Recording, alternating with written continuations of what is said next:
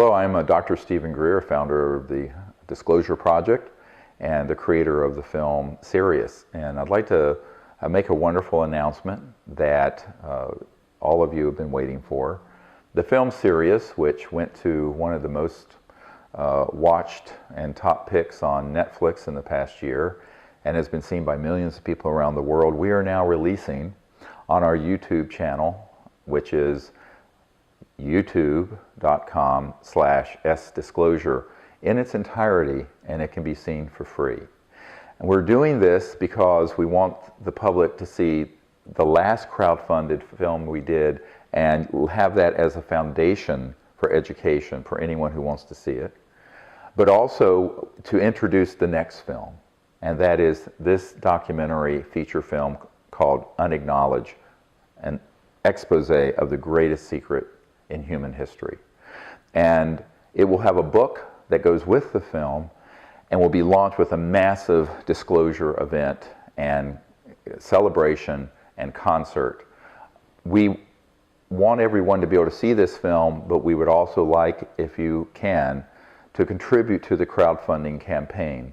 Not only in contributing your network and networking with friends and other organizations, but also how you can contribute even if it's just a few dollars to this campaign, so that we have enough resources to do this next project, which is a campaign that ends illegal secrecy on UFOs and free energy once and for all. It is not just this one film and book that is going to be supported, but a whole initiative that goes on into the future. So enjoy the movie, SIRIUS. Many of you have seen it, many have not. And I hope that you can also support us in this next project, Unacknowledged. Thank you very much.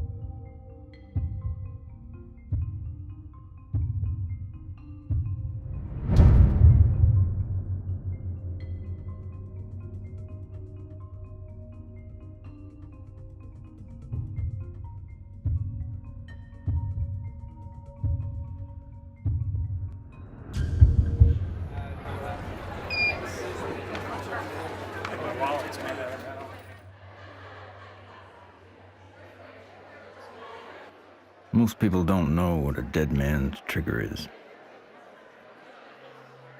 And even fewer need one. A dead man's trigger is a safety valve. For reasons of security, a person prepares a recourse of such severe action that if harmed, they will release a cache of damaging evidence against those enemies.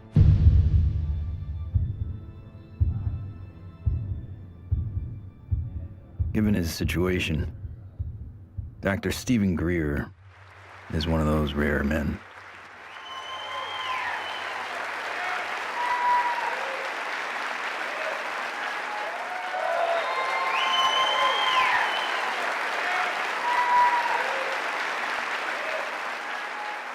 Why would he need one? He's not the first person to push the disclosure of a corrupt military-industrial agenda. In the councils of government, we must guard against the acquisition of unwarranted influence, whether sought or unsought, by the military-industrial complex. In his final public speech, a farewell address, no less, in a time when every second on TV was priceless, United States President Dwight D. Eisenhower decided not to brag about his victory in the Korean War. Instead, he cashed in all his chips to warn this nation of a hidden enemy. We have been compelled to create a permanent armaments industry of vast proportions. The total influence, economic, political, even spiritual, is felt in every city, every state house, every office of the federal government. We recognize the imperative need for this development, yet we must not fail to comprehend its grave implications. When I was with Lawrence Rockefeller at his ranch in 1993, he turned to me and he said, "The implications of this are so vast and so profound that no aspect of life on earth will be unchanged by its disclosure." I said, "Yes, Lawrence, that's why it's been kept secret. It's not because it's trivial, it's because the implications are so profound." So there have been attempts to bring this information out for over 60 years. And here we sit in 2012 with the world still burning oil and gas and coal, when we have had technologies, sciences, and all the information we need to have had a completely new civilization. What Eisenhower warned us about over 60 years ago, according to Steve Greer, has long become truth in Washington, D.C. The most music, Q107, driving home with the Spearman. Hello, what are people all over D.C. saying about all this money we are giving? And why is Washington, D.C. booming? Because the rest of the country is sending their money here. I know, isn't it beautiful through the trees? My name is Ted Loader. I've been working with CSETI program and Dr. Greer for 15 years. Cool, huh? Oh. Yeah. One always wonders if the public really knew what was going on with government covert programs and how much money has been put into it, you know, hundreds of billions of dollars. I think the public would be a little annoyed. Thomas Jefferson believed all men have the right to life, liberty, and the pursuit of happiness. The government they formed would serve to secure those rights. But when corporations or other specialized groups of men become more powerful than those who govern, our security is at stake.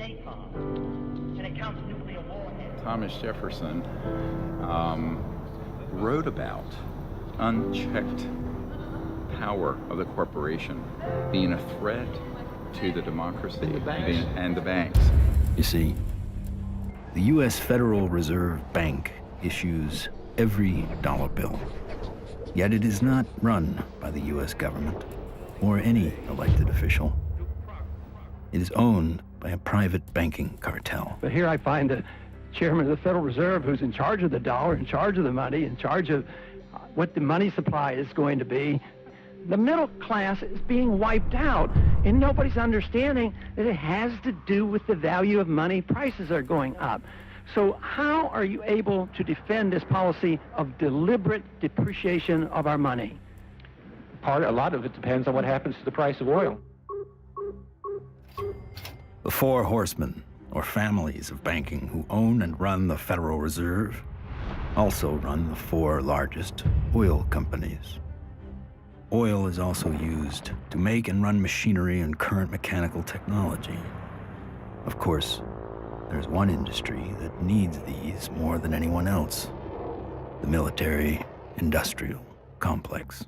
you begin to get into this very scary scenario that has to do with the human condition of the proclivity to accumulate vast amounts of power around a handful of people. All right, sit down and shut up. And right now, these misanthropic sociopaths are running the planet into the ground. When Congress or whatever else or budget directors say, well, we've lost $100 billion in black program, what does the public do? What can the public do? We can complain to our congressmen, but our congressmen can't get any information. With lobbyists, interest groups, campaign funding, the economic powers that be have learned to control the political sphere. These politicians become almost like placeholders. And they don't realize that until they get into the White House or into the Senate Intelligence Committee. It doesn't matter who the president is. They're going to do what they want to do. And that which is good for them isn't always good for everybody else.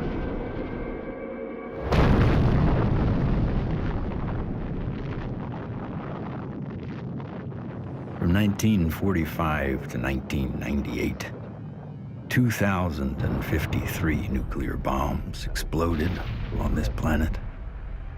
The United States detonated over half of them. Now I am become death, the destroyer of worlds. When the first nuclear bomb was exploded in Trinity, Robert Oppenheimer, one of the founding fathers of the nuclear age, said, "We have done this before."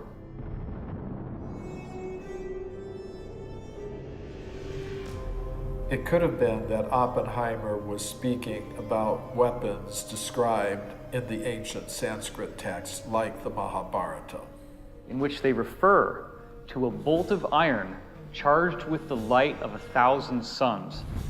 This bolt of iron was hurled in anger and led to an explosive event which is very graphically described in this religious scripture, specifically showing all the key indications of radiation sickness and the various problems with nuclear weaponry that we've come to expect. When we started detonating thermonuclear weapons, atomic weapons, and developing these sort of destructive technologies, the civilizations that have been watching this planet for millennia said, oh my God, these people are going way off the reservation. They are now an existential threat to themselves, but also to other planets potentially.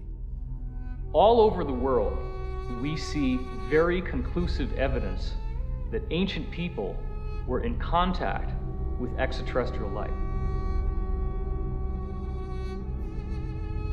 The Japanese said that their civilization was given to them by a people they called the Dogu, who came from what they described as Anemono Torebune, which translates as bird boat universe, meaning flying boats from the universe. The ancient Sanskrit writings of India have elaborate descriptions of vimanas, or flying craft. These texts are thousands of years old. They predate any conception that we have of spacecraft or aircraft. But evidence is not just found in ancient texts. It is also captured in our ancestors' art, as if it was plainly obvious that ET vehicles appeared in ancient skies.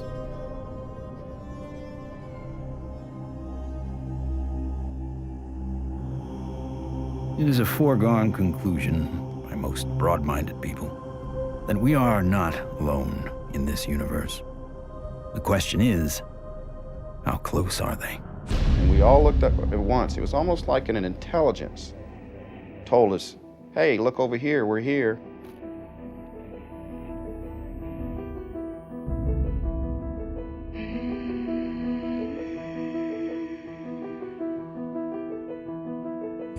I saw 3 red lights in a triangle almost directly overhead.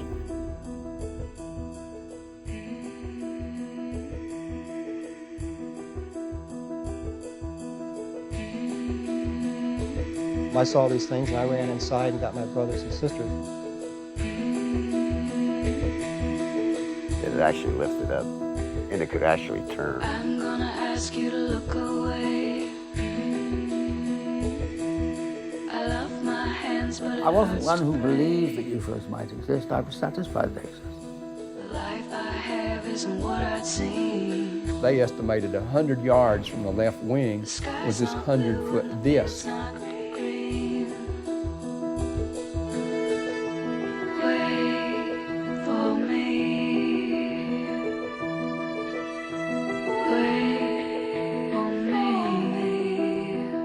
A lot of the astronauts are told to keep it quiet, and they're good Americans too. They develop the film from the moon, everything that's done by NASA.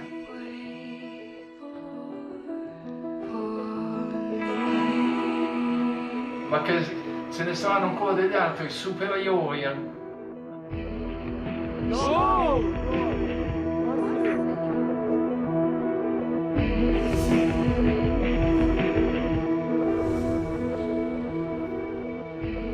There's so much evidence out there that even if less than 1% is true, that would be enough to collapse the current paradigm and change the whole planet.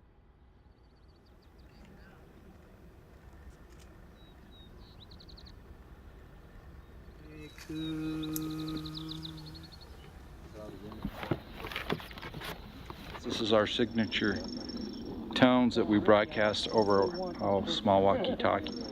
They were recorded in the crop circle. What happens is the extraterrestrials, they come into the area where we vector them in with the signature tones that we broadcast. Then it enables them to home in and get a real good fix on where the site is while we're setting up.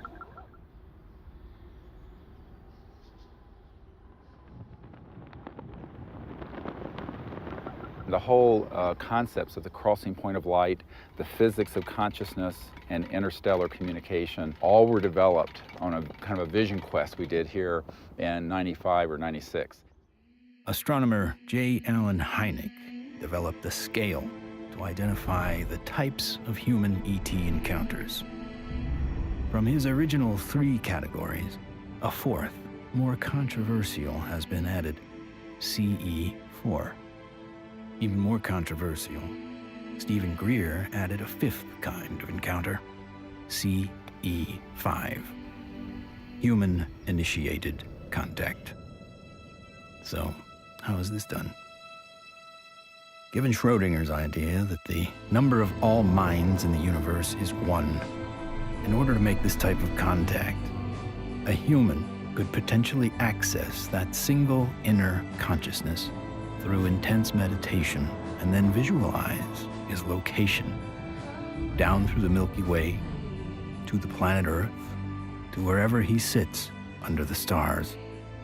In theory, then, any extraterrestrial passing by would be able to hear the broadcast and know exactly where to go, if they choose to do so. It's interesting how many people have never been out in a place like this where they can see the whole Milky Way galaxy. Most people who come for a week, it alters their life.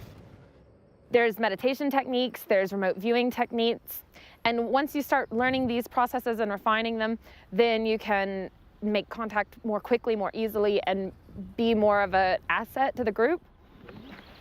Checking to be sure that there's no source from anyone else so that when we do start having electromagnetic signals through this, we know that it's a legitimate source. My name's Emery Smith. I've been with CSETI for approximately 3 years. Getting the baseline reading from us.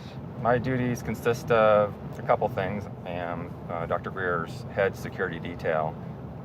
I also am their photographer. I operate anywhere from 2 to 6 cameras at one time. Yeah, that's our craft. It goes over the mountains in this direction. Many of the craft that are coming in are transdimensional, and the way I understand it, not visible to the human eye.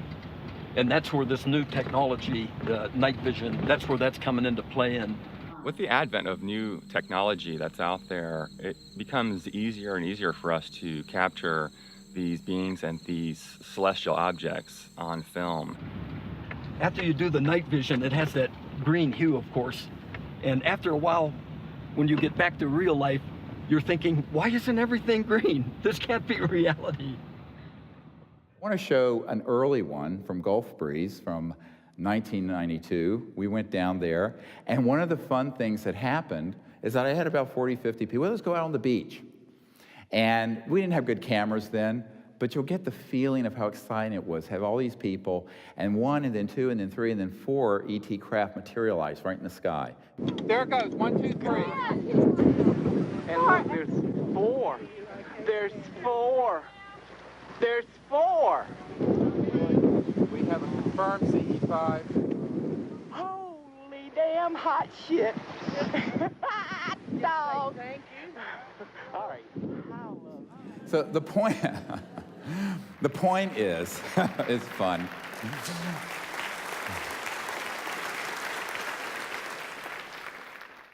It's your responsibility to go into meditation, find a little bit of time, 10, 15 minutes, and remote view who's up there and how many.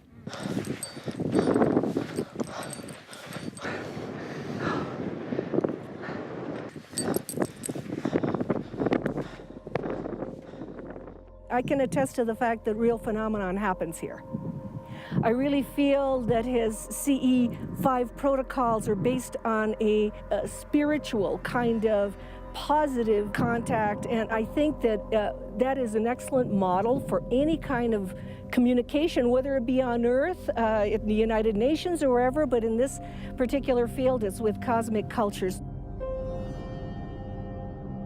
And we use consciousness, meditation, visualization, remote viewing, certain tones, and we do it in a group when we can, or even as individuals. It's just been this series of unbelievable events that are amplified by our meditation.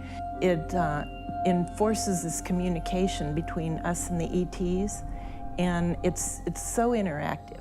I could feel everything, I could hear all the sounds just right there. Perfect. And then this being the little larval one comes up, and we had this hug, and I shared the joy in it, and I'm like just thanking it for this experience. Let's do what we can to feel as if it would feel that this is perfectly normal and natural. Oh, sure. And that, this is... Relax and get in that flow consciousness, exactly. So I was jarred by our group getting tripped out and in that kind of, I was startled by some of the ways that our group was being, and I was going, and then there was moments where I was like, wow, I can only imagine how a visitor might feel. The ETs pick up on your intentions, and if you're really out there just to learn and really want to communicate with these extraterrestrials, well, it's going to happen. Avahanam Narayanam Padma Bhavam Vashishtam Shaktim Chatat Putra Parasharam Cha Yasam Shukam Goda Padam Mahantam Govinda Yogindra Matashashisham. And we ask these extraterrestrial civilizations to join us as they begin to learn of us, to help us, and to understand us, even as we endeavor to understand them and welcome them here to this beautiful planet.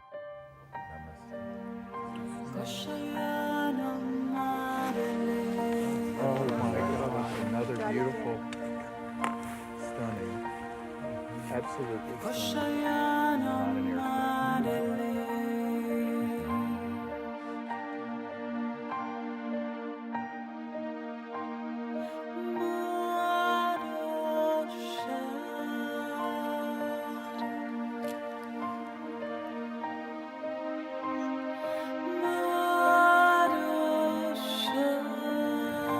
Oh, here comes a military plane very quick. Yeah, there's a very fast military. Okay, they're gonna go. Oh. It turned right to it. Yeah. Whoa.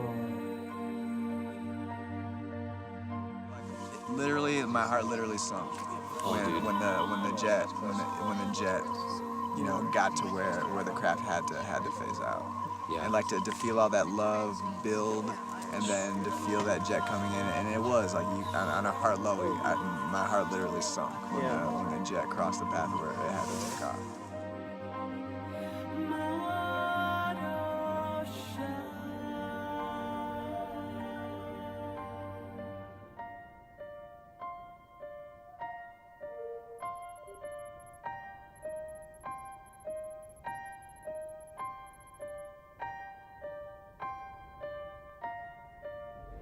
So in the camera, that's what you got. You got like this light traveling, and you can see it's not like a satellite where it's got like a path.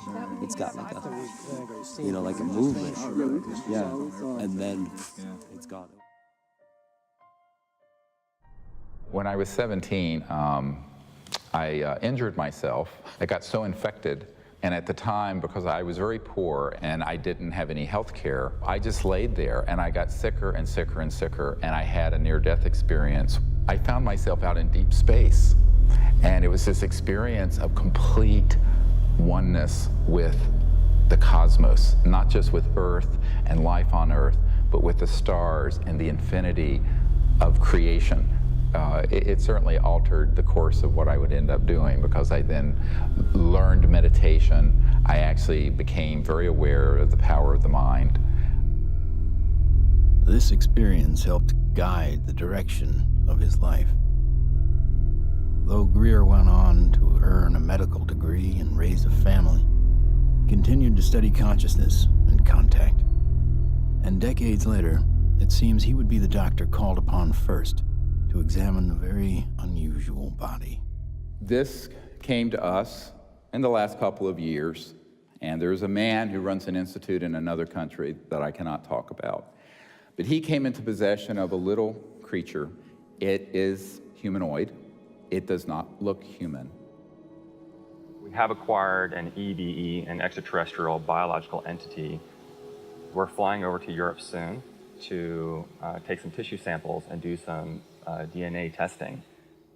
This was found in the Atacama Desert. We don't know how it came about. Here's the great view of the face and cheekbone, very complex. Now there is a fracture here, and behind this right ear is caved in, and that's how this ET being was killed.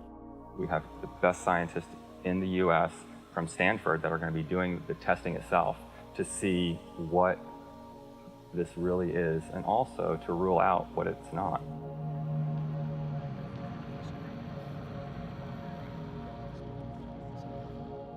The initial reaction that I had is the same reaction that many of my colleagues here at Stanford and elsewhere have had when I've shown them, is that, wow, what is this? The question is important enough in at least two ways. The primary reason is that there's a lot of claims about specimens and claims about aliens. And of course, there's a lot of ridicule associated with that. So one of the best things that we should be doing, of course, then is bringing the best scientific techniques to bear. The techniques are available, the techniques are cheap, the answers are nearly absolute, so let's do it. And it's so exciting because it's not just... In setting up for this, I'm going to be giving Steve not only the tubes that this should be going into, but I'm also going to be sending across the microscope that I feel they should be using to do the analysis with. Before we even get started with some of the analysis, I think it's going to be important to rule out some of the obvious critiques that could come up. And one of those critiques is that this is a syndrome or a mutation. This is a bone dysplasia. And luckily, here at Stanford, we happen to have literally the world's expert, the man who wrote the book on bone dysplasias and syndromes, a gentleman by the name of Dr. Ralph Lachman, who has kindly agreed to look at the specimen, both the pictures as well as the CT scans and the x-rays, to help determine whether or not it's anything that he's ever seen before. I think that a dozen or even 15 years ago, answering the question of what is this would really not have been possible because the kinds of technologies were not available as are available today. But really the DNA tells the story. And because we have the computational techniques, that allows us to determine in very short order whether in fact this is human. So this will be basically an absolute level of proof as to what this actually is.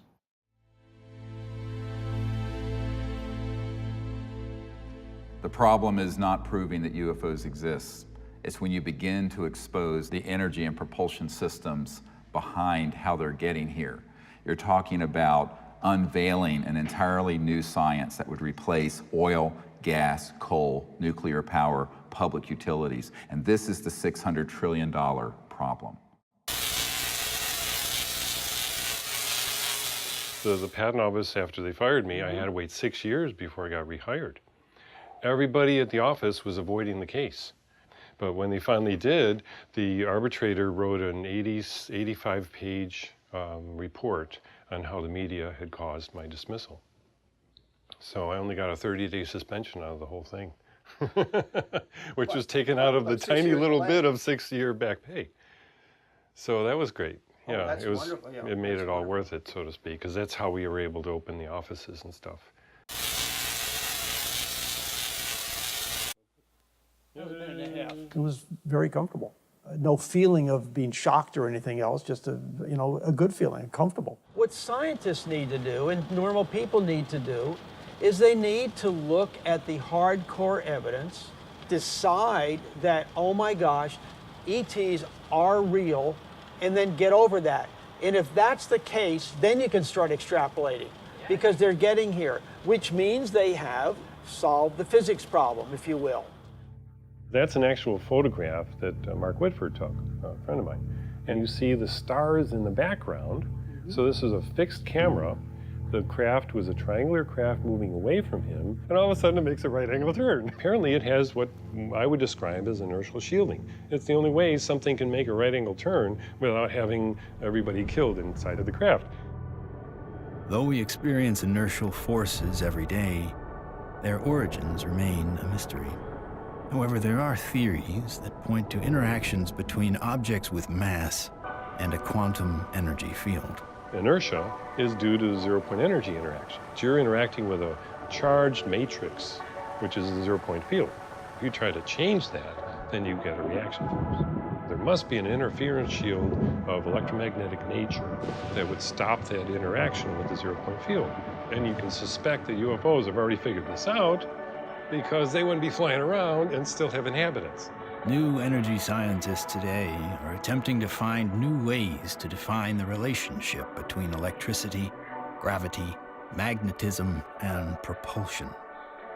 But as history has shown, change does not always come easy. It's like Newton.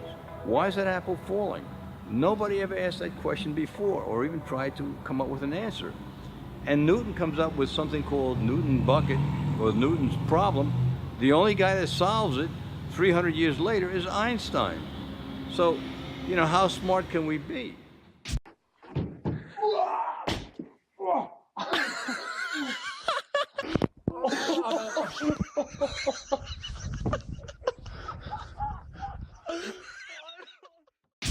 If you look at everything normal within the conventional wisdom, you're not going to learn anything new. My name is Morgan Boardman. I am the Chief Financial Officer of Morningstar Applied Physics. My business partners are Paul Murad and Dr. John Brandenburg. What we're doing, like I said earlier, is we're using a magnetic field that's rotating about the axis with the hope of generating a magnetic vortex. In essence, we are trying to start a civilian advanced research projects agency.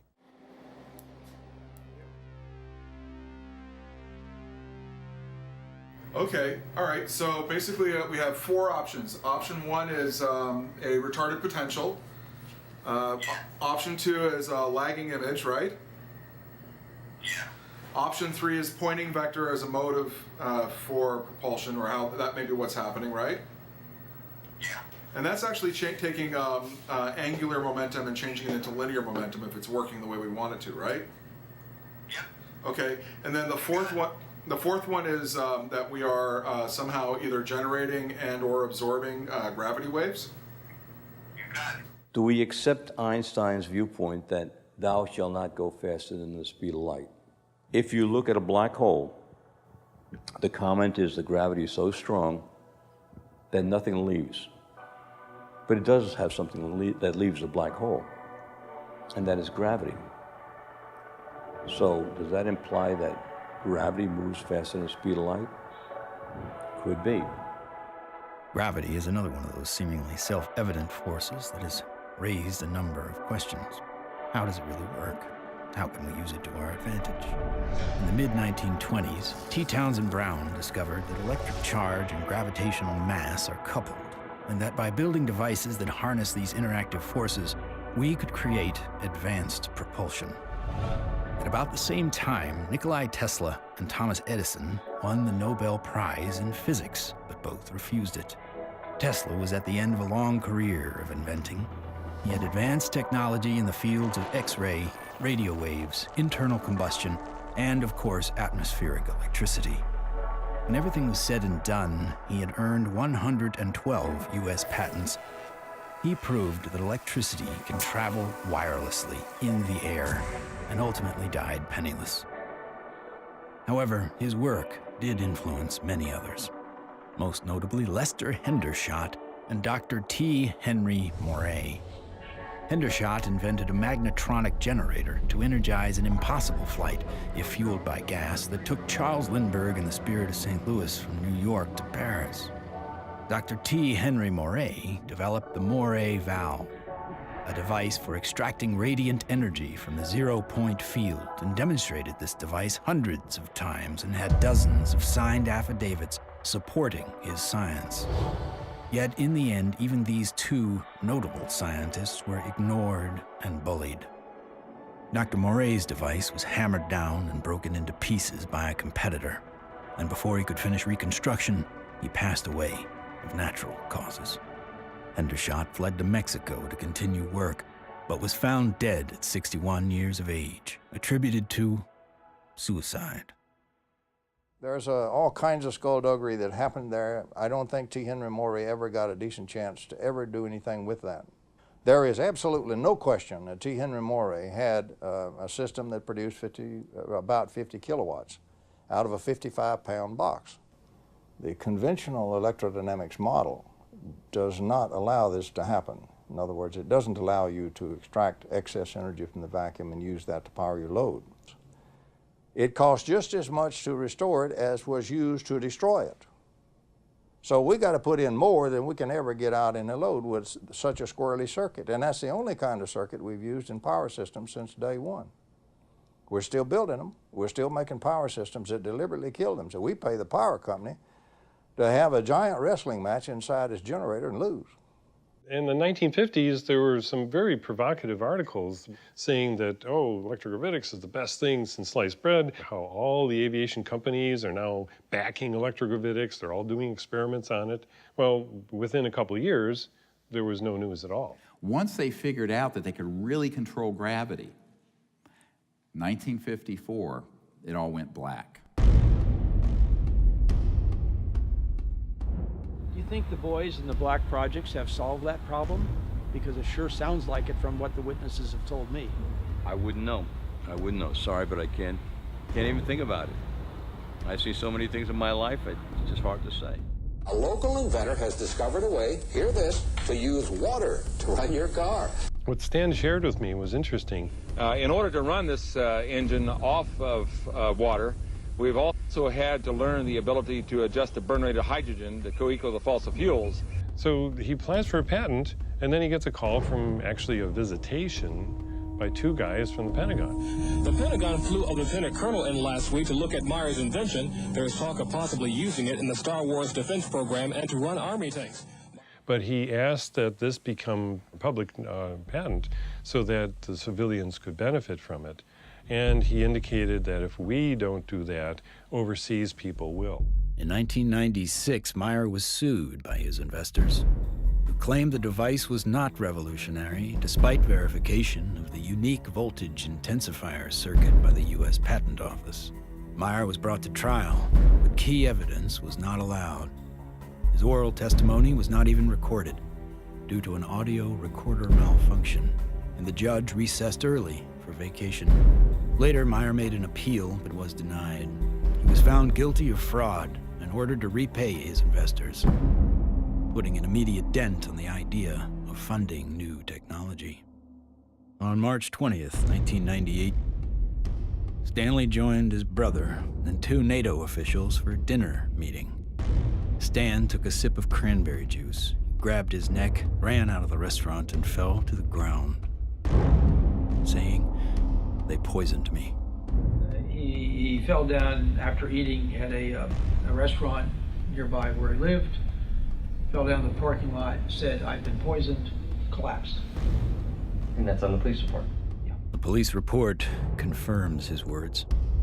The cause of death was written to be an aneurysm, though he left behind just enough materials for others to piece together his process. The full secrets of his device died with him.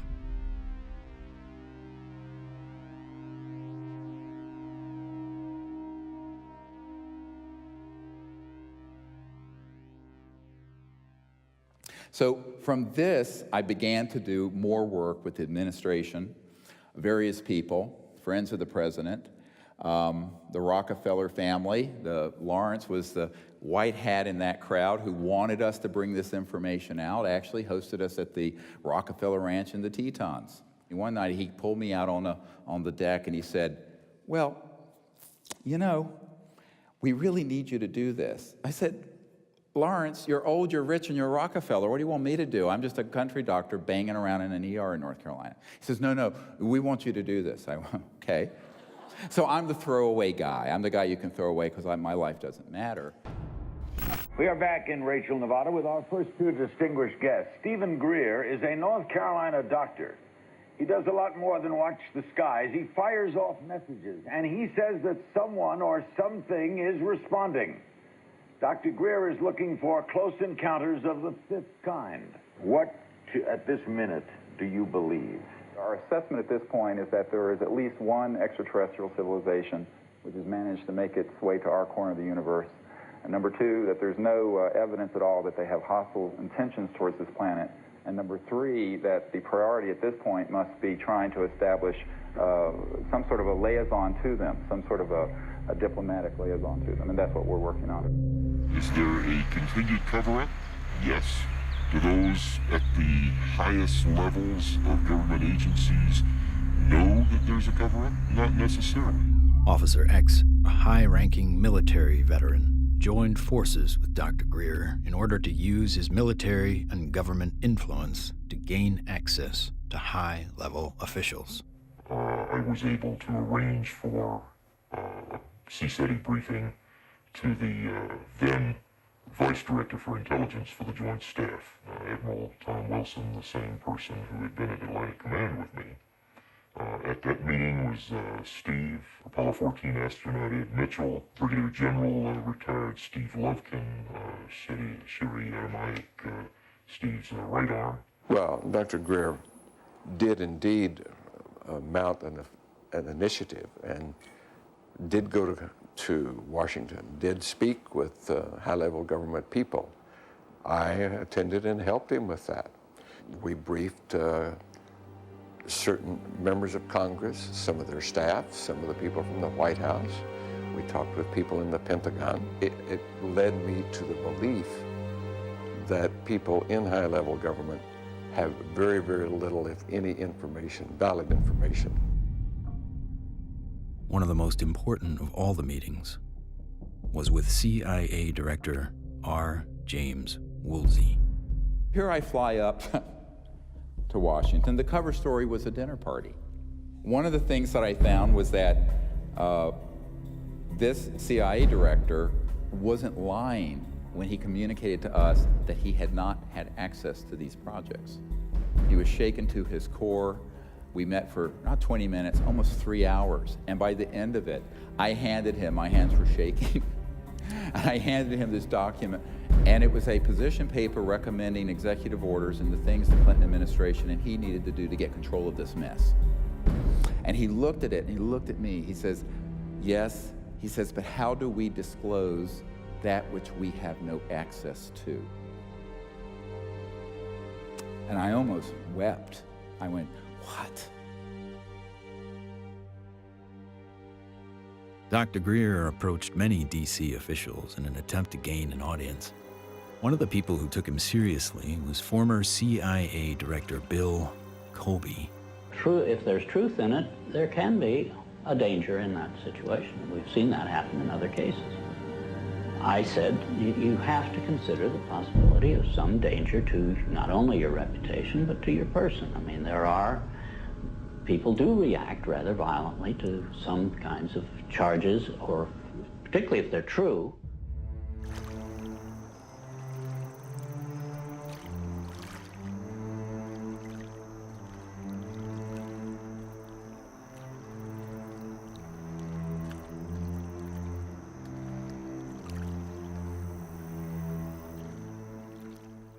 Now, you know, I'm a 30-some-year-old doctor with 4 kids, a golden retriever, and a house in North Carolina. So I'm going, this is down the rabbit hole fast.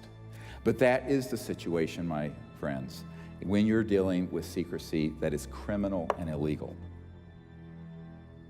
In 1997, in an effort to push his message deeper into Congress and the White House, Greer headed to Phoenix to prepare a video with his best evidence to show in Washington, D.C. While he was in the editing room, the biggest UFO witnessed event in history was about to happen. On March 13th, 1997, when the Hale-Bopp comet was very clear in the northwest sky, thousands of people were outside trying to get a glimpse of it when they also caught a glimpse. These orbs, giant orbs, equidistant in a V formation of 1 mile to 2 mile wide in some very credible reports. And that's the particular area where these phenomena keep popping up from my vantage point. The Native Americans living in the basin between South Mountain and the Estrellas have told me that not only were they looking up at the Phoenix Lights during the mass sighting, but they've been looking up at them for centuries. I live in a community called Loop, northeast of Flagstaff, on the Navajo Indian Reservation. We'll have to go back in time one day before. We saw 6 to 7 lights that were circling along the horizon. The entire street came out. It was almost like a block party. Everybody turned off their lights, everybody sat in their front yards, and everybody watched this unusual light show. I squeezed down the best of what I found and finally came forward in 2004 with the Phoenix Lights, a skeptic's discovery that we are not alone. 10,000 people approximately witnessed this, one of the largest experiences of this sort ever recorded. The Phoenix Lights phenomenon didn't seem to be falsifiable in any way. It was being validated by most everybody that saw it. The ultimate, shall we say, insult was the governor of the state of Arizona, Fife Symington, finally calling a news conference saying that he has finally got the answer to the Phoenix Lights, and he introduces some staff member dressed up as a space alien. People got very angry because here is the top elected official of the state making fun of what I estimate to be close to probably 10,000 people saw this. Under the watchful eye of the public, Symington retracted his statement. If you had been here 10 years ago and standing out here and looking up there at the lights and the view, you would have been astounded. You would have been amazed. The so-called Phoenix Lights were seen by many people in 1997. Skeptics say they were military aircraft or flares, but not the former governor. It was probably some form of an alien spacecraft.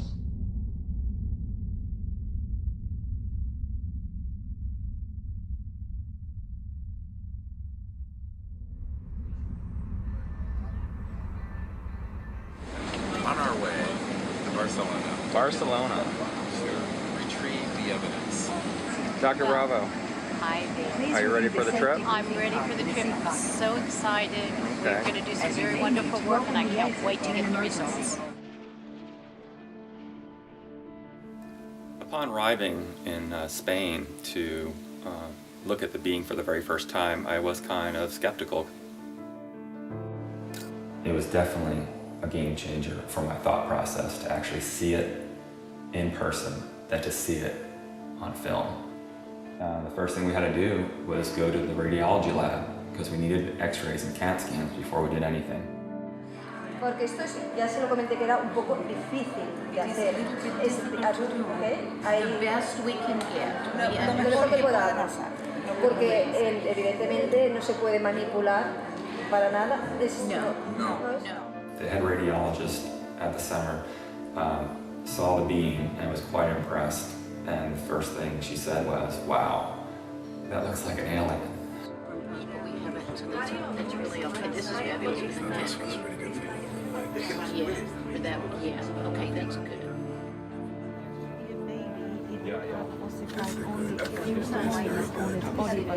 This one is complete. When the CAT scan images started coming up on the computer, it was just profound. And I saw inside the bone, and I saw, organs and lung material, brain material. I knew that this was not a hoax, it was not fake, that this was actually some sort of living creature. Right, well, if somebody made it, they have a future in microsurgery because they were smart enough then to put in these millimeter-wide bone holes where the arteries go in to feed the bone marrow.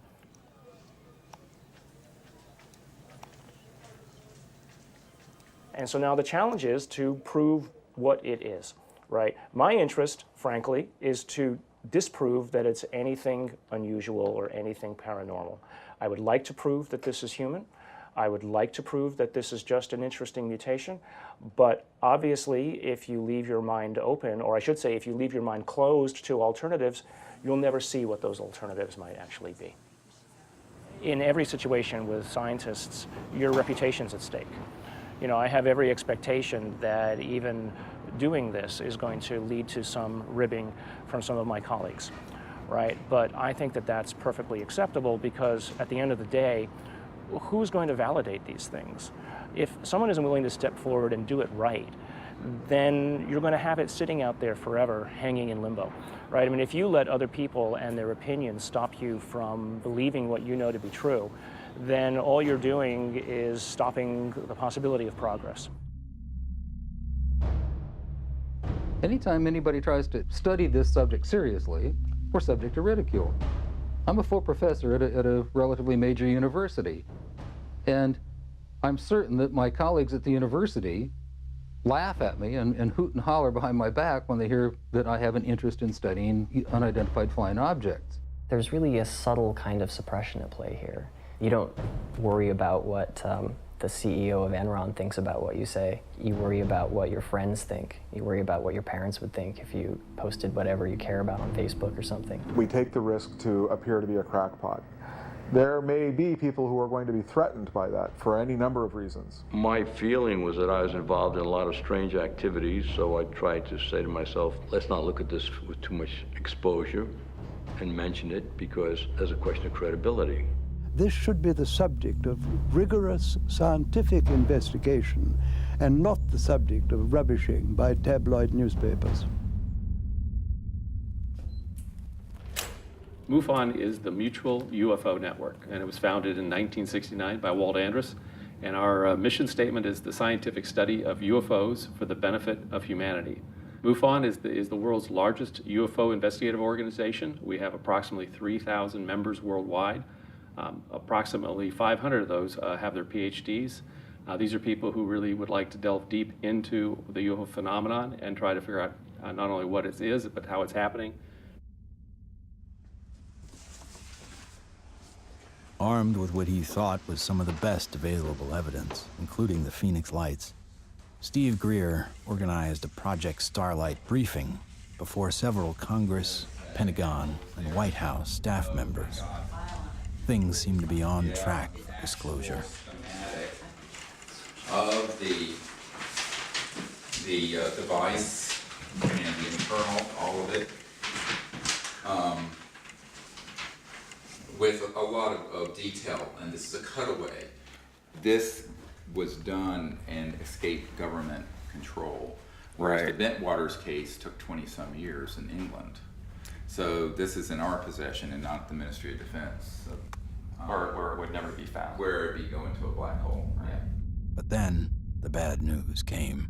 Sherry Adamiak, Steve's partner and longtime friend, along with Steve and another team member, were all suddenly diagnosed with a malignant cancer. I've had these experiences since I was a child or a young man, but to articulate them so other people understand them, I need someone with capacity to hear it. She was that person.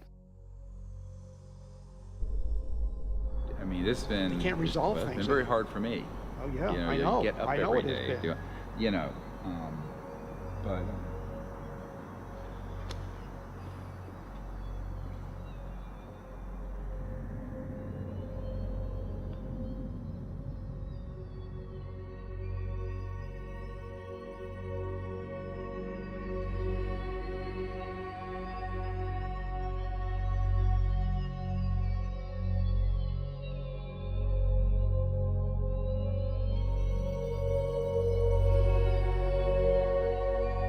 One of the last places she wanted to come was here. So she asked that her ashes be placed on the land. So we put her ashes around that tree.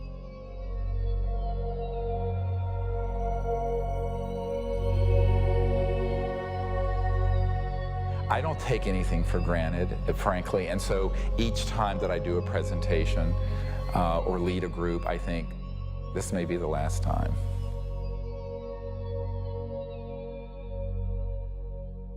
The thing that has kept me going the most is not any external thing, but the experience of that near-death experience where I know that there's an aspect of us that doesn't die. That is why I can go mano a mano with these elements and not be afraid.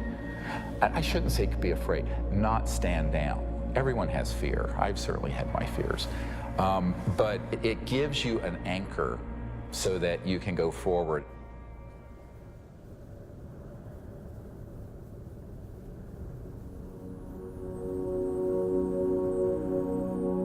More than ever, Dr. Greer understood what he had always sensed. It was not the power of a cosmic field or quantum vacuum that would propel us into a new world.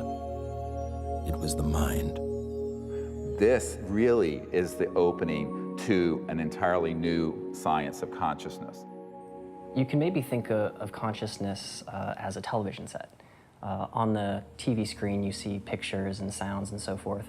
And if you tried to find out where that was coming from and you looked inside the television, you're not going to find it. It's not there. The signal is in the radio waves around it, invisible to us, that's being interpreted by the television as pictures and sounds. So this is very much like the state of how we understand the mind and consciousness. Dr. John at Princeton proved that putting your awareness on a device that was a random number generator would affect it. So you have this random number generator and it's producing 50-50 ones and zeros. And then you introduce a person into the picture and you tell them, try to affect it with their mind.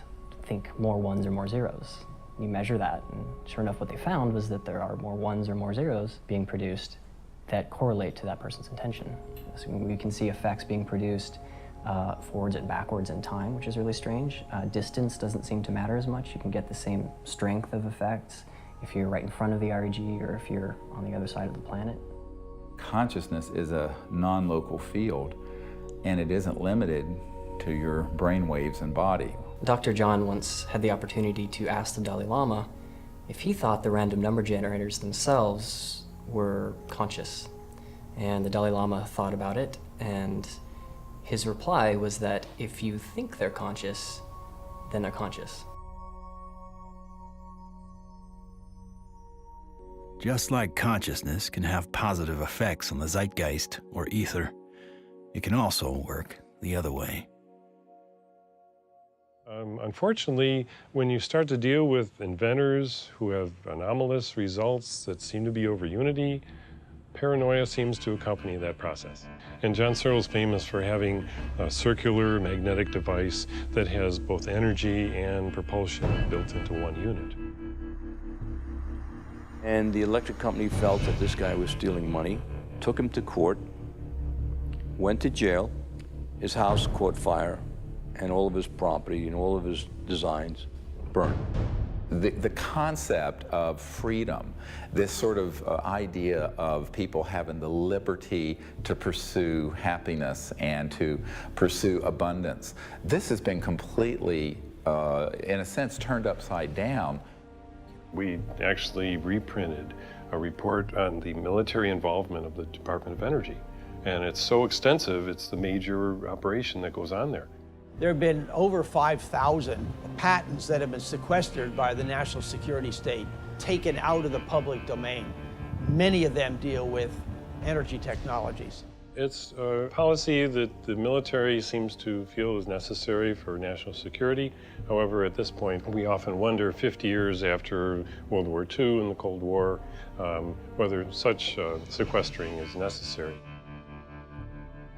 Suppression of new technology would be an obvious plague on the idea and strength of a free market system.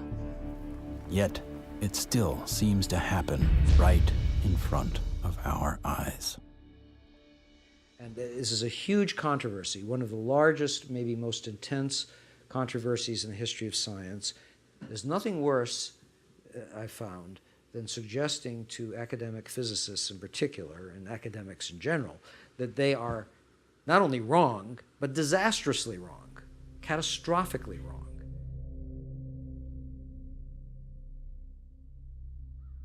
Cold fusion patents have not been approved. They will not get through.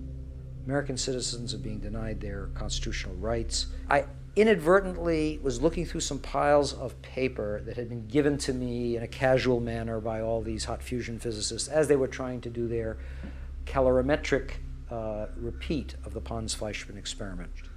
And I was stunned. I couldn't believe what I was seeing. It looked like monkey business to me at the time, and it has turned out to be exactly that. It was represented as a negative result when it was positive. And that data is scientific fraud, as far as I'm concerned. It's been referred to legal authorities in the government. I asked for a review at MIT, got nowhere. If this type of manipulation had occurred in any legitimate research area, such as cancer research, AIDS research, global warming research, anything that's accepted as reasonable to be researching, the people would lose their jobs, they wouldn't be in science. And yet, these people today, their data is used today, to year 2000, and all before, to reject patents.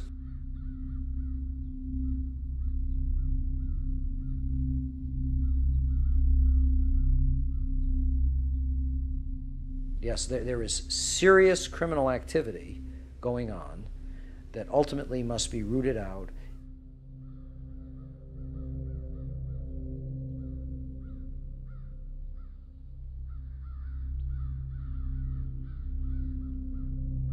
It became very clear to me that, you know, you kind of had a tiger by the tail here, and that this was serious. For a moment, Dr. Greer considered shutting everything down. He had been threatened and swindled far too many times. Sherry was gone. He had no office, no staff, no money. Back in 1998, I was given information by a friend that Dr. Greer was having a conference. Literally the month that Sherry Adamek passed away, within 30 days, I have this scheduled event. So I went to the conference and learned some things and listened. And so she just on a lark came, and she's an emergency doctor like I am. And what really grabbed my attention was he was getting all this information from military witnesses. That was in 1998. By 2000, when we were planning and storyboarding and working the whole disclosure project event out and pulling together all these hundreds of witnesses, we didn't really have the funding to do it. But she got so supportive and involved that she lived very modestly and took all of her excess income and donated it. And I want to acknowledge some amazing people that are here. Dr. Jan Bravo, without whom we would not have the Disclosure Project. But it's not just the funding she's provided, it's the moral support and the encouragement and the friendship. And so she's just become a very key person. And, you know, it's sort of metaphysical and odd that literally the month that Sherry Adamek passed away, within 30 days, I have this scheduled event. Not alone anymore. With the support of a loyal team, Dr. Greer grew his witness list from a couple dozen to over 200. And see that little dot right there? That dot don't belong there.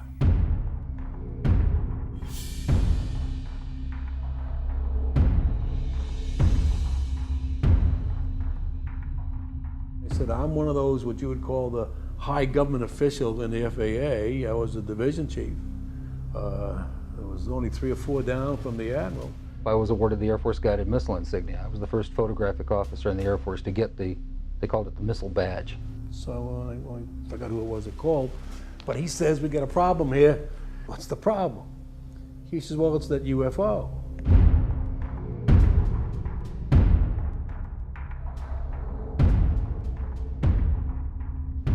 We weren't launching real nuclear weapons, we were launching dummy warheads. They were the exact size, shape, and dimension and weight. And we were looking down southwest, and the missile popped up through the fog. It was just beautiful. And I hollered, there it is. And our guys on our M45 tracking mount with 180-inch lenses on it got it. We sent the film back down to Vandenberg. The Japanese airline, 747, was coming from the northwest, going across the Alaskan territory. He called and asked the controller if the controller had any traffic at his altitude.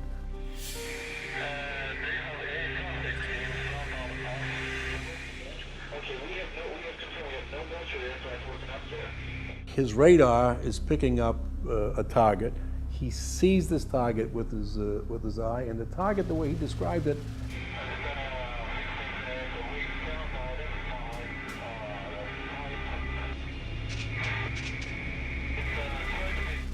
a huge ball with lights running around it, and I think he said it was like 4 times as big as a 747. I was called into Major Mansman's office at the 1st Strategic Aerospace Division headquarters. And Major Mansman said, watch this. There was the launch from a day or 2 before it at Big Sur. We watched that stage burn out, we watched the 2nd stage burn out, we watched the 3rd stage burn out, and it's going like this. And into the frame came something else. It flew into the frame like this, and it shot a beam of light at the warhead, fires another beam of light, goes around like this, we're going like this, fires another beam of light, goes down like this, fires another beam of light, and then flies out the way it came in. And the warhead tumbles out of space.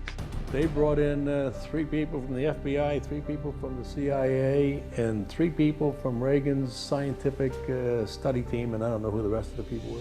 When they got done, they actually swore all these other guys into that this never took place. Who said that? Who was saying? This was one of the guys from the CIA. Now, I saw that. I don't give a goddamn what anybody else says about it. I saw that on film. Phil Klass can kiss my ass. He wasn't there. I was. He said this is the first time they ever had 30 minutes of radar data on a UFO. He said, you are never to speak of this again. As far as you're concerned, this never happened. So I said, yes, sir, and walked out, and that was the last I talked about it for 18 years.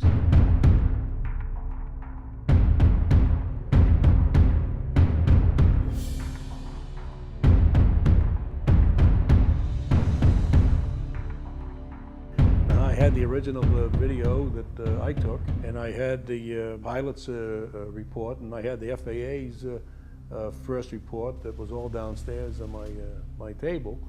They didn't ask for that, so I didn't give it to them. There are things that I know about that I did in the service that I won't talk about to you now because they're top secret, and I could get my ass in trouble for talking about them.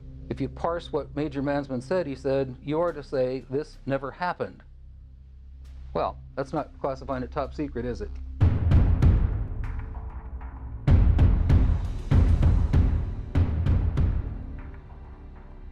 And I was a part of a United States Air Force cover-up for 18 years. But who do you tell that you were involved in a UFO incident without them looking at you like you ain't wrapped too tight?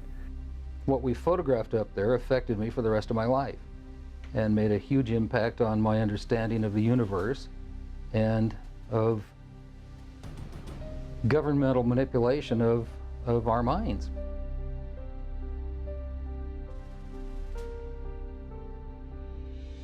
Now, with the witnesses on his side, Dr. Greer had the firepower to attack Washington again.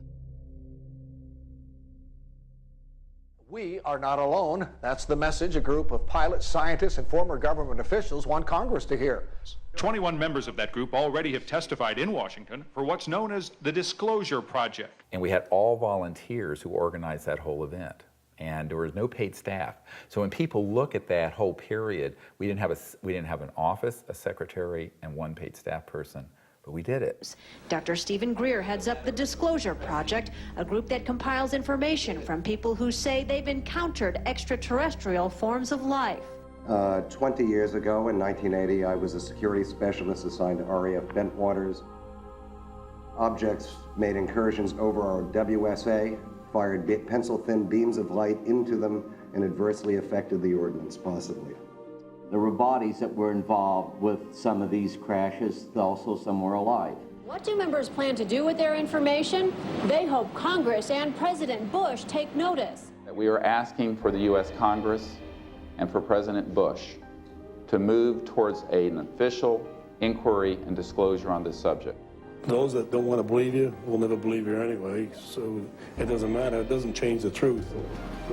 A spokesperson for the Senate Science, Technology, and Space Committee says no congressional hearings are planned right now. Elaine Quijano, CNN Headline News, Washington. I stand before you today in my almighty God, and I tell you this. If Congress calls me in and says, will you testify in detail what you know, I stand here today prepared and ready to do just that. Governments must never lie to the people.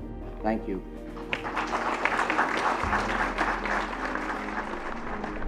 The number of people Dr. Greer had managed to get behind him was monumental. In a perfect world, an event of this proportion, with that amount of coverage, would have been enough to start a legitimate movement.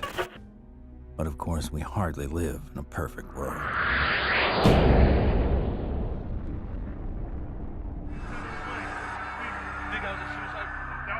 Yeah, don't say it. It's on, you know it, right?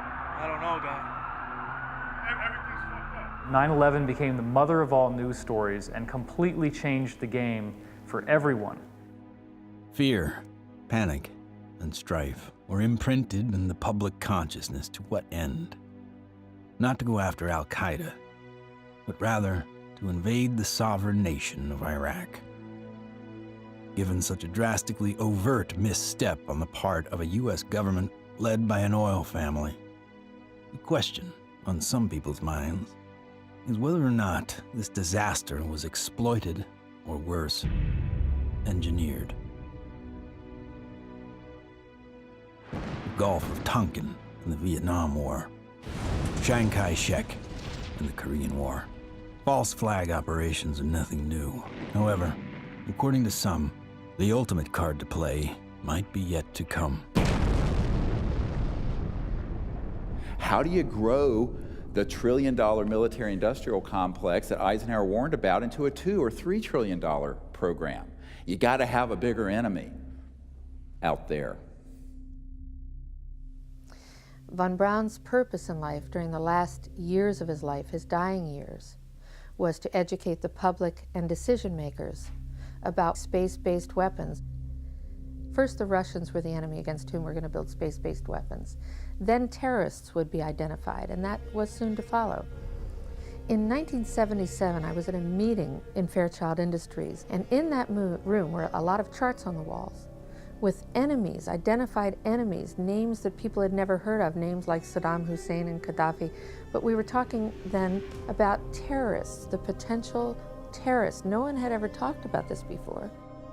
And they continued the conversation about how they were going to antagonize these enemies, and that at some point there was going to be a war in the Gulf. According to these theorists, after the military-industrial complex had its war against terrorism, the next enemy that Dr. von Braun identified on Earth would be third world country fanatics. But with no more enemies left, the people would soon be taught to look to space. The next enemy was asteroids. Now at this point, he kind of chuckled the first time he said it. Asteroids, against asteroids, we're going to build space-based weapons. So it was funny then. And the funniest one of all was against what he called aliens, extraterrestrials. That would be the final card. And over and over and over, during the 4 years that I knew him and was giving his speeches for him, he would bring up that last card, and remember, Carol, all of it is a lie. 99% of all the information out in the public on this subject is well-crafted disinformation designed to scare people to support the next phase in global warfare. And this kind of corruption is why the only things that are being made on this subject are things that redound to paranoia and fear in the military-industrial complex. I occasionally think how quickly our differences worldwide would vanish if we were facing an alien threat from outside this world. I don't think we're moving forward if we trade, factional and ideological war from one ethnic or religious or economic system into an interplanetary conflict, because that's A, not survivable, and B, would be even worse in terms of galvanizing the world around a military structure. That has been the central organizing principle of our society for a few thousand years, actually. It is hard to concretely prove that 9/11 was a false flag attack because the people behind it are so good at covering their tracks, especially with the compliance of mainstream media. If you had trillions of dollars, you'd be pretty good at it too. The adversary is closer to home. It's the Pentagon bureaucracy. According to some estimates, we cannot track $2.3 trillion in transactions. $2.3 trillion in transactions. According to the Comptroller General of the United States, there are serious financial management problems at the Pentagon. Fiscal year 1999, 2.3 trillion missing. Fiscal year 2000, 1.1 trillion missing. And DOD is the #1 reason why the government can't balance its checkbook. I would like for you to respond to the questions that I've put to you today. I've forgotten what the second question was. How does one carve out a billion unacknowledged or 10 billion unacknowledged taxpayer dollars? In many cases, at the end of the fiscal year, when there is so-called leftover money, they may or may not know that money may in fact go to a special access program. There are two main types of special access programs: acknowledged and unacknowledged, or USAPs. Those programs are basically totally off the books, and they are able to actually vacuum up money to be a self-perpetuating funding mechanism. Certain USAPs are waived and also completely managed and controlled by private contractors, so they enjoy the secrecy protections only afforded to private corporations. There is virtually no high-level government oversight for these types of USAPs. In many cases, no elected official, including even the president, have knowledge a particular USAP even exists. Between 1947 and 1949, the government passed the National Security Act and the CIA Act. These laws allowed the intelligence community to withdraw money from any agency without disclosure. Essentially, money could be stolen from any program, and no elected official would ever know about it. Great view of the eye socket. Very different eye socket from, and that's another thing that the scientists who've looked at this at Stanford have commented on. If you look at this creature and you look at the cranial vault, how large it is, The size from the eyes up is at least 3 times that of a human. One of the first things that Dr. Lockman immediately remarked upon was the shape of the head and the skull. It was not something that he is accustomed to seeing, and it was quite interesting and in some ways exciting that the associated features that you would expect from a syndrome of that nature were not found.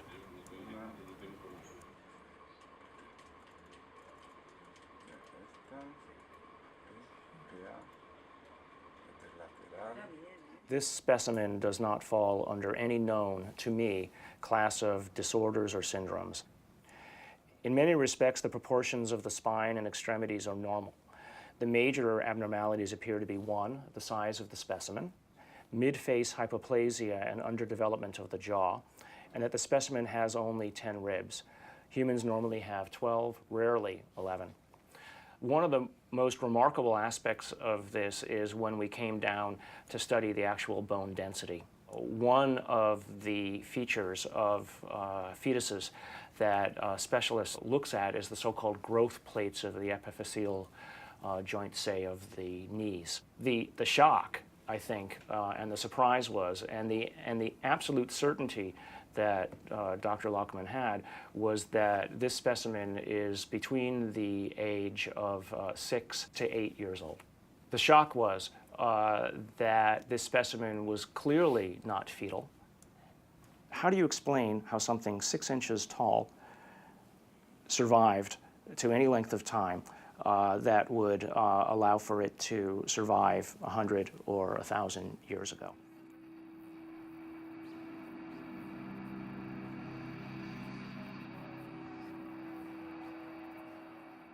And what amazes me is the media. Well, they're so compromised with this, they don't dare do anything but follow the company line on it. The company line being a series of lies. This is a document talking about the current program at the CIA. And it says that the PAO, Public Affairs Office, has relationships with reporters from every underlying major wire service, newspaper, news weekly, and television network in the nation. In many instances, we have persuaded reporters to postpone, change, hold, or even scrap stories that could have adversely affected national security. Now, what's the purpose of this? The CIA has no mandate for anything domestic. The FBI is domestic. What the hell is this? Where are we now? We are in a bread and circus. This is a phrase used to describe the creation of public approval, not through excellent public policy, but rather through diversion and distraction. No, I'm not doing that. I'm sorry. You are driving me nuts. That's ridiculous. Keep people fat, keep them happy, keep them diverted, and keep them entertained with drivel and shock and nonsense. That's, unfortunately, the sort of thing that has taken the place of news and information. So that what we're seeing today is a world in which perception is being managed by as little as 5 major media corporations who collectively control magazines, newspapers, corporate news websites, television stations, movies, documentaries. Who are these people? Who could be behind the curtain? Who could possibly be controlling us so effectively? A shadowy government with its own Air Force, its own Navy, its own fundraising mechanism, and the ability to pursue its own ideas of the national interest, free from all checks and balances, and free from the law itself. Majestic 12 is real. Notorious MJ-12, which is no longer called MJ-12. I'm trying to find out the new name.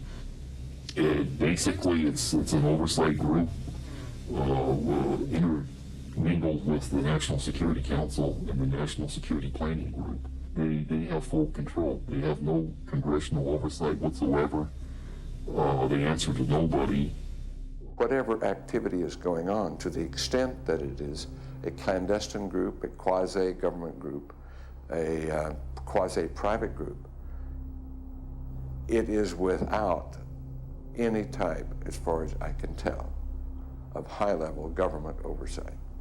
And that is a great concern. Ladies and gentlemen, the very word secrecy is repugnant in a free and open society, and there is very grave danger, for we are opposed around the world by a monolithic and ruthless conspiracy that relies primarily on infiltration instead of invasion, on subversion instead of elections. Its preparations are concealed, not published. Its mistakes are buried, not headlined. Its dissenters are silenced, not praised. It is a system which has conscripted vast human and material resources into the building of a tightly knit, highly efficient machine that combines military, diplomatic, intelligence, economic, scientific, and political operations.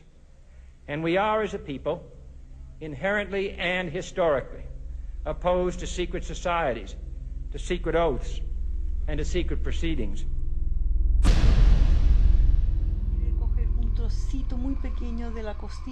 It's got too much tissue on it. They actually want a piece of the bone from at least like a 0.5 of a millimeter in. Como medio milímetro de...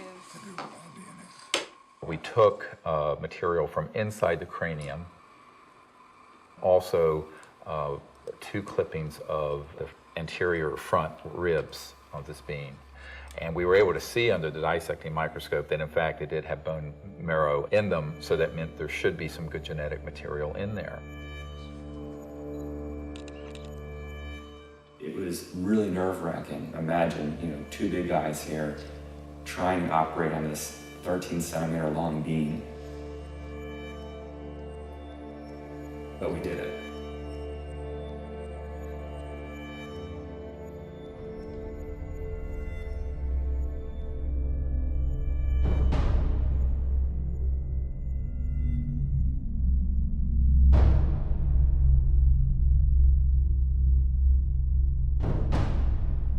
The DNA analysis is being done by some of the world's best, but even the world's best need to be cross-checked, which is why I'm doing the 3 different facilities.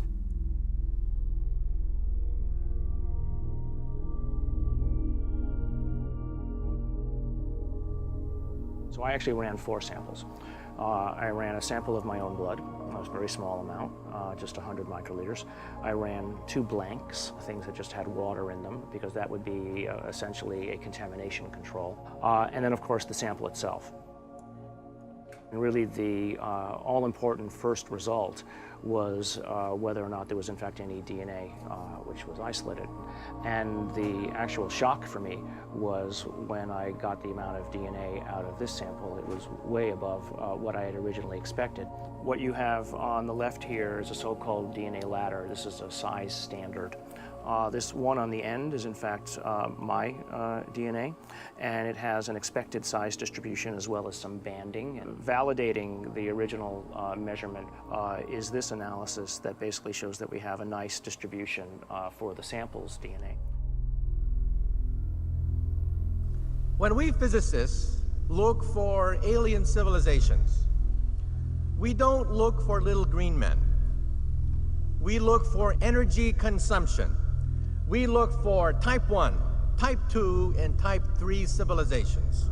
What are we? We are type 0.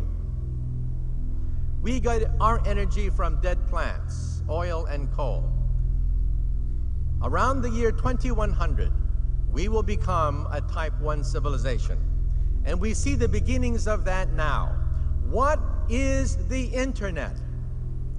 The internet is a type 1 telephone system. Imagine, if you will, sitting down to your morning coffee, turning on your home computer to read the day's newspaper. Well, it's not as far-fetched as it may seem. Information has largely been controlled in a top-down way. What we're seeing now is the dissemination of discoveries coming up from the grassroots and not from a top-down centralized authority which has the ability to say, this isn't making it because we don't believe it's true, this is making it because it fits the mainstream. When we want to form a new team in a new country, then all we have to do is contact someone there using the internet, and suddenly they're a member of the node. From this online collective seems to come a real communion. People from all over gather in groups to investigate UFOs, with safety in numbers against ridicule and disinformation.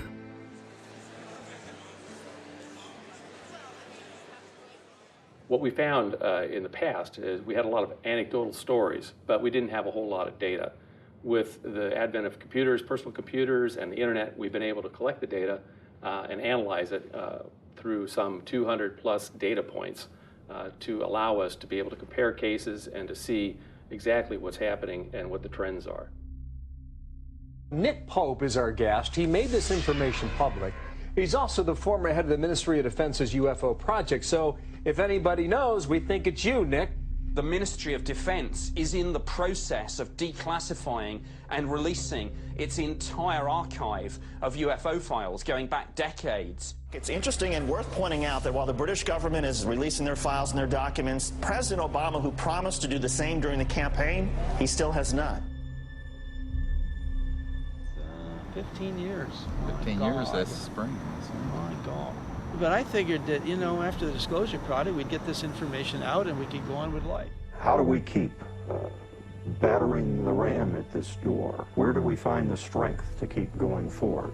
When you think that you're the only person that has the knowledge, you become marginalized.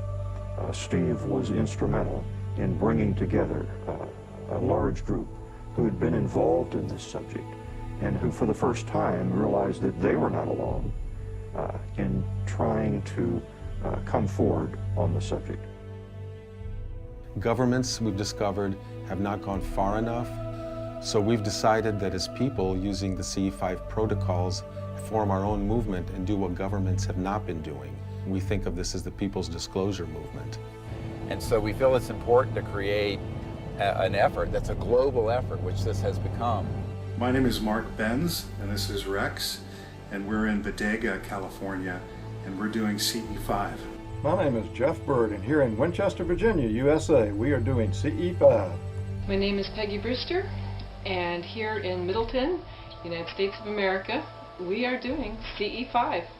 We have 1,150 teams of CE5 ambassadors, which are spread over 52 countries.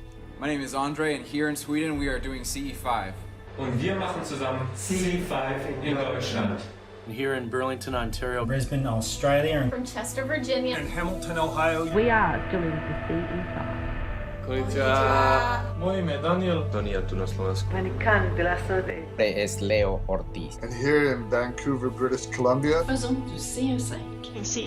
The CE5 context imasu. CE5. CE5. CE5. We're doing CE5. And the reason I think that's so important is that it not only builds the knowledge base, but it also further potentiates this concept of pioneering a new pattern of peaceful contact. And that is something that no other group, large group on Earth is doing. Certainly isn't being done by the State Department and the Senate Foreign Relations Committee. It seems to be it only takes one person to make contact. But hundreds of voices worldwide is a call that can't be missed. And likewise with innovation, the more heads in the game, the more likely we are to find a solution. There's many technologies that people have talked about, many ways to the mountaintop. We have so many modes of converting quantum vacuum energy or zero-point energy. Some people think they know how to do it. Okay, fine. But if you do it theoretically, that's one thing. But then you got to do it experimentally, and that's the hard part. Those opposed to new energy technologies can tie the hands of hundreds of inventors. But how will they ever fare against tens of thousands? The output milliamperage is more than the input milliamperage. It's a clear indicator of overunity. I'm gonna ask you to look away. I love my hands, but it hurts to pray. The life I have isn't what I'd seen. The sky's not blue and the field's not green. Wait for me. Wait for me. Wait for me. Wait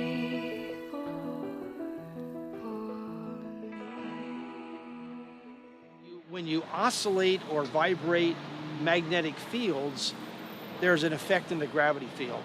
And how to do that linkage is what you're trying to get at, as I understand it. Maxwell's equations are in that term right there. And what happens is if you're going to have a gravitational effect, it's going to happen over there.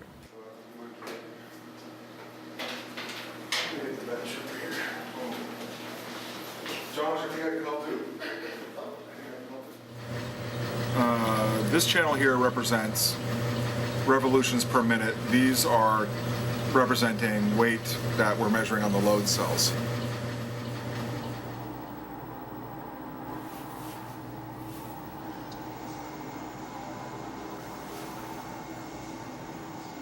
Full steam ahead.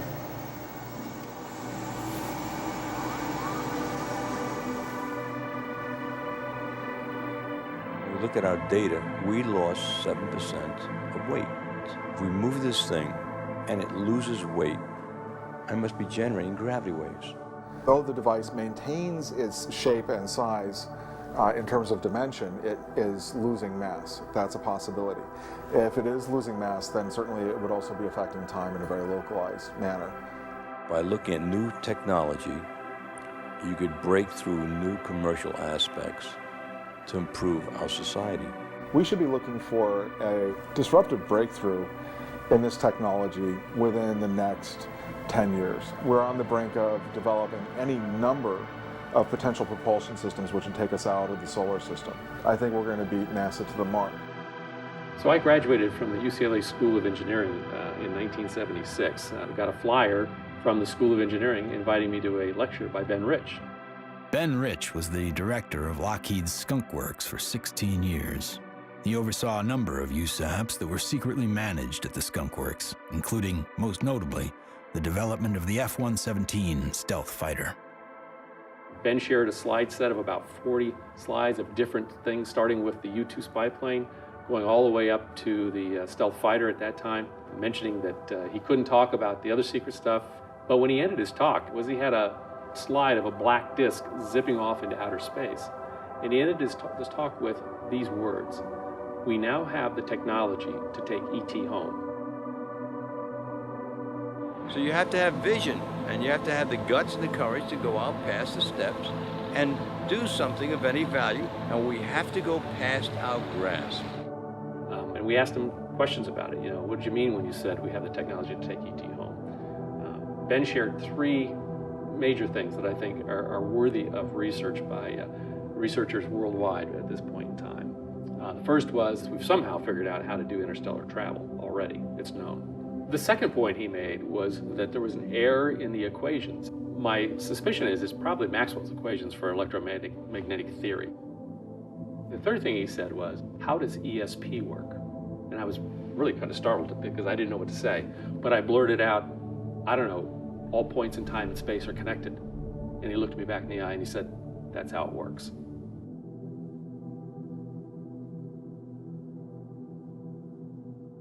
History has taught us that to simply innovate new technology may not be enough. We have to find a way to get past the suppression. We've already now had a breakthrough just a couple months ago of the tritium battery. Finally, a company has come up with an actual commercializable unit, but it's very small. It's designed for an IC or some small circuit component. So this is a good sign, because it shows the way to introduce a free energy device is to introduce a small version of it. If you have a revolutionary energy device, it has to be introduced in a way that doesn't look like it's a revolution.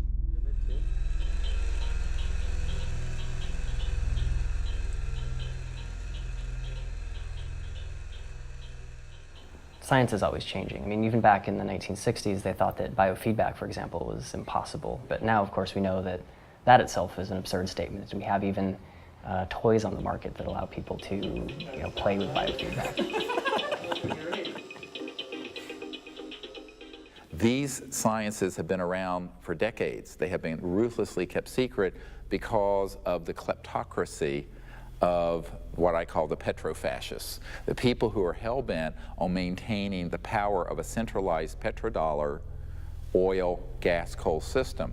So that does create scarcity because that is a zero-sum game. But when you take us off that system onto this new system, it's an entirely new macroeconomic order, and scarcity becomes non-existent.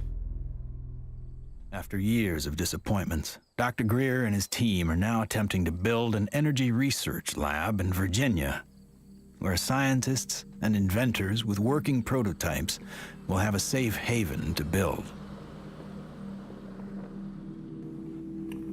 So this is an example of how the analysis is done using what's called a genome browser. And it's more or less a schematic representation of the chromosomes and at a very high level of resolution. So the sequence that we got from the mitochondria tells us with extremely high confidence that the mother was an indigenous Indian from the Chilean area, and the haplotype is called B2A. Now, the other thing that immediately fell out of the analysis is that it's male. It has so-called Y chromosome material. In fact, it's got a full Y chromosome. It probably died in the last century, if I were to make a guess. I can say with absolute certainty that it is not a monkey, right? It is human, or as close to human, closer to human than chimpanzees would be. But when you count up the number of mutations that we're observing, what we're seeing is more than what we would expect to be caused by simple cell division. When the sequencer is creating or making these reads, it's doing it more or less at random. So what does the computer program do that people have written and designed? It takes every one of the little sequences and tries to match it against the known. And then anything that doesn't match, it puts in a little side file and says this is unknown. At a certain point, when enough knowns are matched, I can feel comfortable saying, this is human, right? But if I'm not careful and I don't pay attention to what's in the garbage can, right, what the computer program is throwing away, I could literally be throwing the baby out with the bathwater. What we've done is we've scaled back and we're seeing several chromosomes and pieces of chromosomes across the top, which basically leaves us with a very strange conundrum, right? Here you've got this 6-inch tall, let's call it human, right, because the DNA says that so far it's human, at least the way that we're looking at it. This gene, PCNT, which is known to be associated with primordial dwarfism, we don't have any mutations here. It lived to the age of 6 to 8. Obviously, it was breathing, it was eating, it was metabolizing, and it wasn't living in an environment where there was a lot of advanced medical attention that was given to it to allow it to live to that age. It calls into question how big the thing might have been when it was born. So genetically, you might explain that by saying that there's some advanced aging mutation, something that caused the bone to age anomalously quickly. A gene that's known to be associated with progeria, that also no changes there. So the next problem, of course, is the ribs and the number of ribs in the specimen. Only 10, whereas there are supposed to be 12. So there are no mutations which are specifically associated with that kind of phenomena because it's rarely, if ever, seen. The digits are all correct. The hands are all correct. There are problems with the face. So there's a mid-face hypoplasia, and then there's the larger skull. So again, I think in summary, there are genes associated with any one or two of the anomalies that we see in the specimen, but there is no mutation which is known to accommodate or call for all of the mutations. Even with the things that we know could be assigned to one or more of the anomalies, we don't find them in the genetics of this specimen. That leaves open the question, what genetics is causing the anomalies that we are observing. So although I entered this thinking DNA was the answer, it made me realize that in the context of the bigger biology questions, there are other levels of control that need to be understood and answered. The non-coding RNA, epigenetics, etc. And things that we probably haven't even thought of yet. So if I just look at, this is base pair 19,800,000 or so at this edge of the open region. I can go all the way over here, and now I'm at 21,000 or 22,000. So the answer is not finished, and it's not as easy as actually, frankly, I thought it was going to be at the beginning. So that's basically 2 million base pairs of DNA where nothing seems to sit. It's just like the way societies do things. They try to fit things in boxes. We have literally written a computer program that does exactly that, tries to fit it in the box. Doesn't seem very efficient, so on that basis, people would call it junk. But I think we now know that there's any of a number of other features of what DNA is doing in there. It is expressed. And so we need to be careful, obviously, that we don't let our instincts or the programs that we write to match our instincts make the decisions for us. No matter what, for me, this has been a fascinating, more than an exercise. As soon as I've collated this information into a form that other people can take advantage of, and it's accepted for publication, I'm just going to put it out on the web. You know, I don't have the resources to study and follow down every single angle that this opens up. But, you know, maybe there is a listener out there who will be sufficiently intrigued by this to do the analyses themselves, and maybe they'll find something that I missed. Great. If additional samples or examples are seen of this, I'll be the first in line to want to sequence it, because then all bets are off.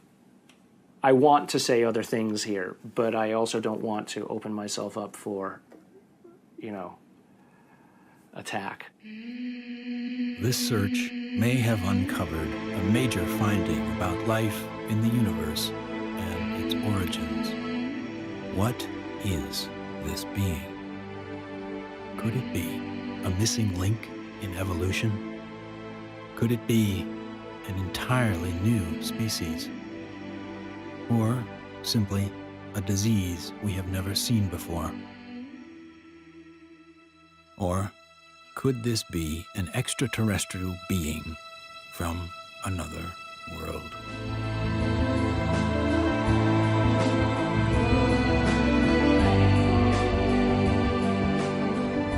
Whatever the case may be, this challenges the boundaries of human scientific knowledge.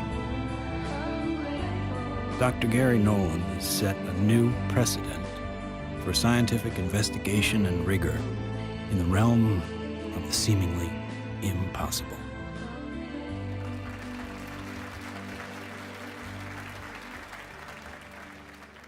Now, we have now over 4,000 cases of extraterrestrial vehicles that have landed, 3,500 pilot cases, over 5,000 documents from the US government, and hundreds of thousands of pages of documents from 14 countries that have opened their files since the Disclosure Project was launched 11 years ago.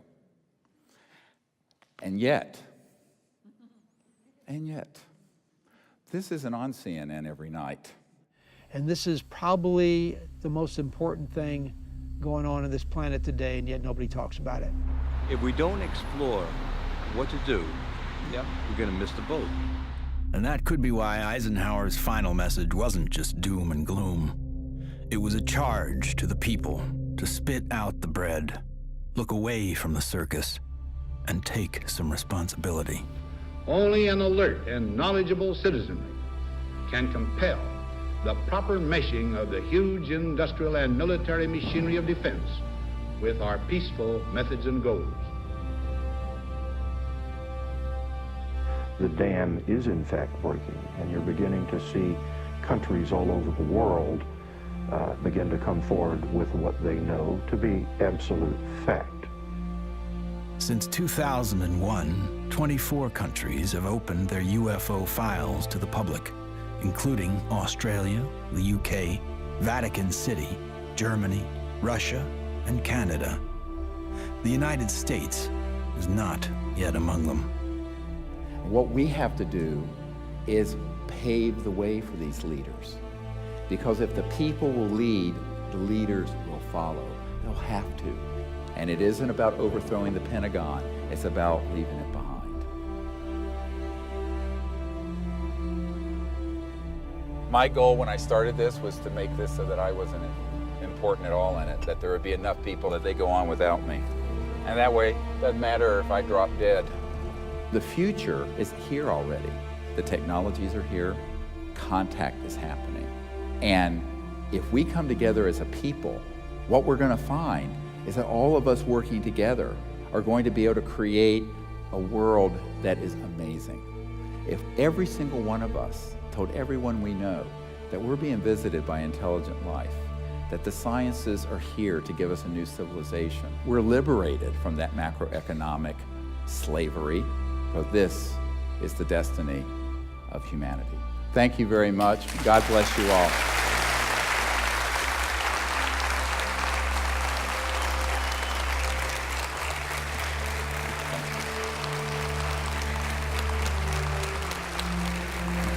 Thank you.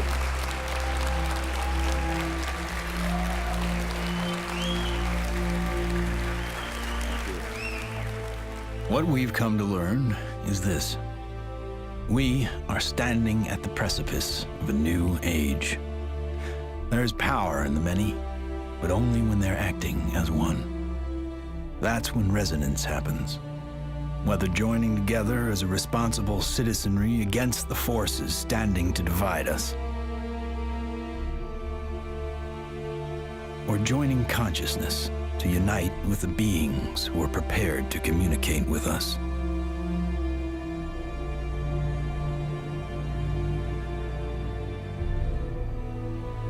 In order to succeed in this endeavor called life, we must come together as one.